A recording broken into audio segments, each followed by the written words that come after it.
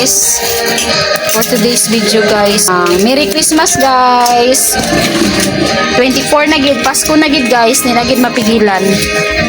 Dito ako sa bahay ng kapatid ko, Tobias family. Nagluto sila ng ano guys. Ayan, tingnan nyo guys, oh, biko. Ayan ang kapatid ko. Hindi magharap sa camera guys, oh. Kain tayo.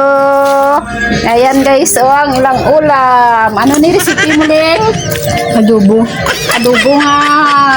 Laman loob. Mga atay. Oh. Mga laman loob guys. Kasi naglutson sila ng manok. At saka lutson na pato.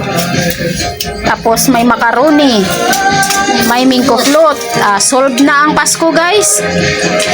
Okay na. Okay kayo. Masarap ang biko. Masarap ang biko guys.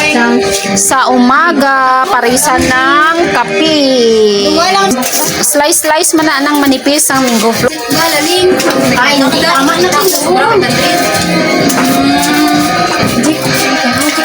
Kano ba? Lechon naman. Isa ka kilo.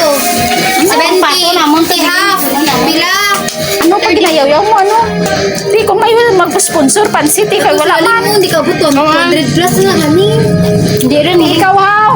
Hindi tamo. Mapaltrasan kami pagpunay. Di, pula pansit. Bingno. Pero ginaulat ko naman ng bayad ni Manong Bunyan. Ay, pansit to. Kangkaw. Pero? Normal po. Pansit. Labo.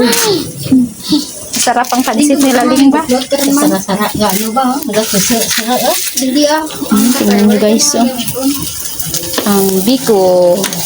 2 kilos na biko. Tapos ang sugar. Ay, talaga. Ang 1 kilo.